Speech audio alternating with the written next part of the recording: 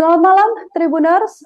Tribunnews on Focus kembali menjumpai Anda hari ini bersama dengan saya, Nila Irda. Dalam beberapa hari terakhir ini atau puncaknya adalah hari ini kasus pembunuhan di Subang yang menewaskan ibu dan anak kembali muncul ke publik setelah salah satu saksi kunci, yaitu Danu yang kemudian sudah berada di Polda untuk memberikan kesaksian baru, begitu kabar yang saya terima, Tribuners. Untuk mengetahui hal tersebut lebih lengkapnya dan juga membahas apa yang sebenarnya akan disampaikan oleh Ramdhanu atau Danu ini, saya sudah tersambung bersama dengan kuasa hukum dari Danu, ada Bang Ahmad Taufan Sudirjo dalam sambungan Zoom. Selamat malam, Bang Taufan, apa kabar? Selamat malam, Mbak. Selamat malam. Alhamdulillah baik, sehat. Mbak Nila gimana kabar? Sehat? Baik juga saya, terima kasih Nah, banyak Bang Taufan ya. menyempatkan waktunya. Ini hari ini baru saja pulang dari Polda Jawa Barat, Bang Taufan. Iya, baru sampai rumah benar. Belum ganti baju, tapi sudah makan malam karena Hmm. kelaparan di jalan tadi. Alhamdulillah. Baik, terima kasih. Saya sampaikan Ya, terlebih dahulu pada Bang Taufan untuk kemudian kesempatannya bisa berbincang bersama saya. Bang ya. Taufan, ini saya akan mengawali pertanyaan saya terkait Danu. Ini kan sejak 2 tahun belakangan kasus ini bergulir, kemudian Danu juga kalau dari catatan sudah beberapa kali menyampaikan kesaksian juga di kepolisian, sampai akhirnya bagaimana perjalanannya ini bisa berjalan sedemikian rupa hingga Danu mengungkapkan yang sebenar-benarnya yang kemudian sejak kemarin ini kabarnya sudah berada di Polda Jawa Barat untuk kemudian memberikan gambaran jelas atas kasus ini, Bang Taufan.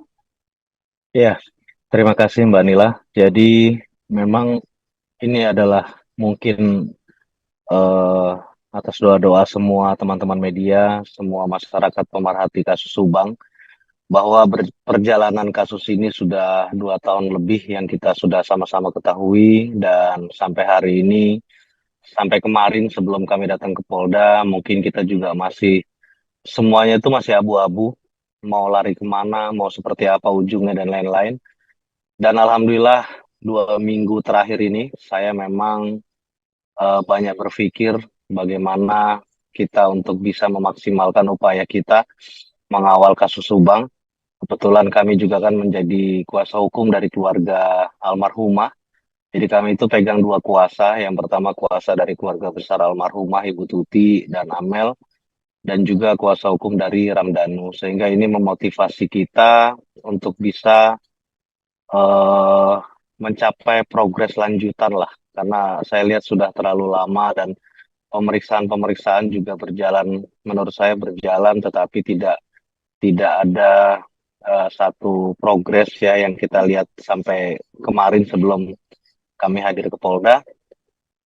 Kami datang ke Subang intens, dan kami bicara dari hati ke hati bersama keluarga besar almarhumah, dan kami juga berbicara dengan Danu, kita kumpul keluarga, dan kita sudah mulai menggali lagi sampai pada konsep, pada titik malam itu, dan semua keluarga juga sudah mendorong Danu untuk berani untuk memberikan kesaksian apabila ada yang belum pernah terungkap dan lain-lain. Karena kan banyak sekali, jangankan masyarakat, penyidik, kami sendiri sebagai kuasa hukumnya merasa Danu ini ada yang belum disampaikan, ada yang dia sangat khawatir untuk menyampaikan apa sih sebetulnya itu gitu. Karena saya juga punya feeling, punya insting, saya mengatakan bahwa Danu ini harus benar-benar bisa dalam posisi yang nyaman sehingga dia bisa bercerita. Alhamdulillah 2 atau 3 hari sebelum kami ke Polda, Danu sudah banyak menceritakan yang cerita ini adalah di luar dari semua pernyataan yang pernah dia sampaikan. Pernyataan ini di luar dari analisa-analisa selama ini yang beredar dari media-media atau YouTuber-YouTuber gitu ya. Hmm? Dan ini menurut saya merupakan satu hal yang sangat saya syukuri bersama tim hukum, bahwa kita mendapatkan posisi Danu yang benar-benar dia merasa nyaman.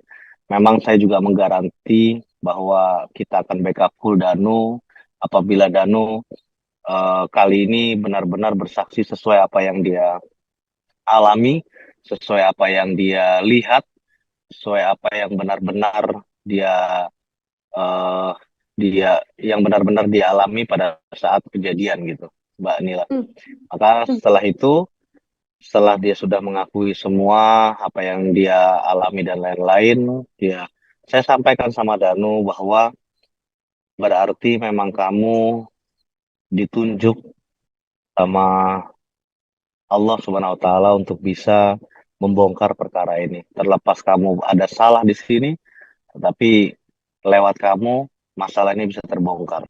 Jadi satu-satunya jalan adalah kita harus menyerahkan diri untuk ke Polda dan menyampaikan temuan terbaru dari kesaksian Danu. Ternyata Danu dari hatinya yang terdalam terpanggil dan memang sudah niat bahwa dia akan apa? Dia akan berani untuk datangi ke Polda tanpa panggilan, tanpa rencana apapun. Kita juga tidak ada kontak-kontak sama penyidik dan lain-lain, Mbak. Jadi benar-benar murni ini keterpanggilan Danu untuk datang ke Polda dengan niat membongkar permasalahan ini. Memang situasi waktu itu sangat haru sekali karena jangankan saya sebagai kuasa hukum aja merasa merasa haru, sedih dan terpukul gitu ya karena kenapa baru sekarang Danu menyampaikan semua ini dan apalagi keluarga, Mbak, keluarga juga benar-benar shock, benar-benar sedih, sedih yang mendalam ketika mendengar kesaksian yang sebenarnya dari Danu.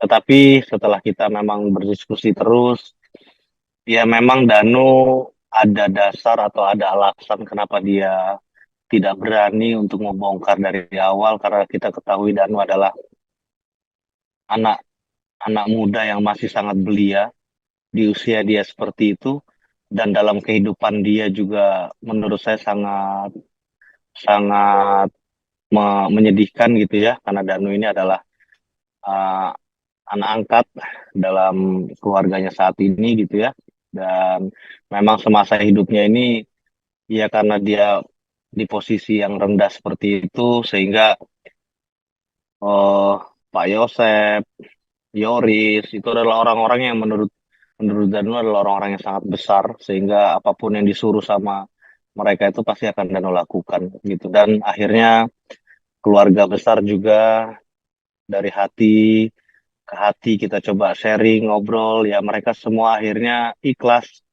dan mendukung Danu dengan syarat Danu berani membongkar masalah ini agar masalah ini cepat terselesaikan, Mbak. Hmm. Jadi setelah kita sudah seperti itu, memang nuansanya luar biasa. Kami semua tuh dalam situasi yang sangat sedih gitu ya. Dan apalagi di sini Danu memberanikan diri untuk menyerahkan diri dia. Mana ada sekarang orang mau di penjara, Mbak. Itu kan saya rasa jarang ada orang mengajukan diri untuk di penjara untuk dijadikan tersangka demi membongkar masalah ini gitu.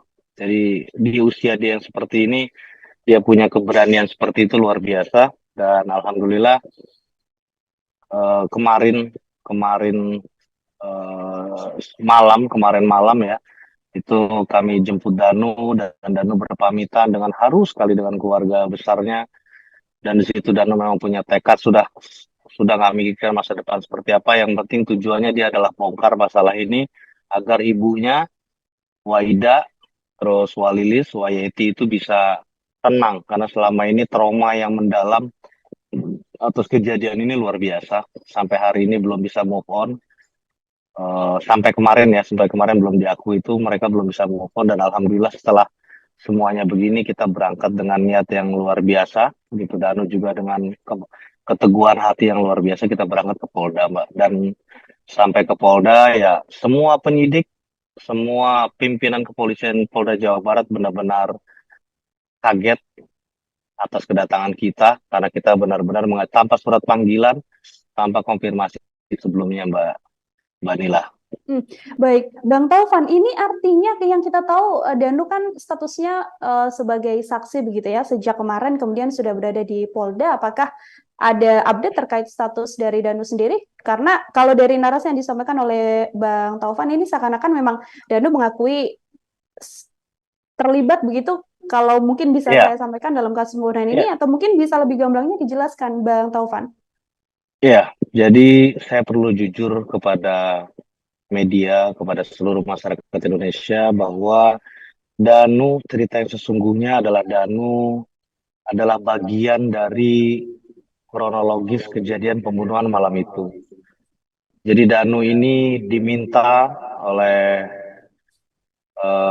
tersangka lain atau saksi lain gitu ya untuk bisa ada dalam situasi pembunuhan malam itu gitu, Mbak Mbak Nila. Jadi apapun ceritanya, ketika memang ada dalam skenario pembunuhan itu, ya pastinya eh, layak dan untuk dijadikan tersangka oleh penyidik gitu, Mbak Nila. Hanya memang dalam dalam porsinya kan nanti bisa beda-beda gitu, Mbak Nila. Hmm, Gitu ya. Jadi memang perlu saya sampaikan juga per hari ini, siang ini kita nggak tahu saksi yang lain, kita nggak bicara orang lain, tapi khususnya klien kami karena memang berniat mengajukan diri, menyerahkan diri, dan menceritakan yang sebenar-benarnya terjadi, maka status Danu siang ini memang sudah jadi tersangka. Dan Danu sampai tadi kita tinggalkan benar-benar plong, benar-benar fresh, benar-benar apa namanya, kalau dulu kita lihat Danu itu kan sering murung, sering bengong. Kalau Danu sekarang dia lebih fresh, lebih tenang karena dia sudah berhasil melewati apa melewati masa yang menurut saya selama 2 tahun ini benar-benar dalam situasi yang tertekan sekali karena dia hidup dalam lingkaran keluarga yang memiliki trauma atas terjadinya pembunuhan, tetapi sebenarnya dia mengetahui apa yang terjadi sebenarnya pada pembunuhan itu. Makanya kalau ada ada info-info media bahwa Danu tersangka dan lain-lain, malah kami memang itu niat yang untuk kami niatnya Danu untuk datang ke Polda itu seperti itu gitu Mbak Nila. hmm. Baik, Bang Taufan. Terima kasih sekali, Bang Ya, Taufan. Ini juga ya, turut membantu kita karena dari tadi sejumlah awak ya, media kan memang mencari keterangan dari pihak kepolisian, namun belum ada keterangan pasti ya. begitu terkait tersangka atau mungkin ada pelaku yang menyerahkan diri.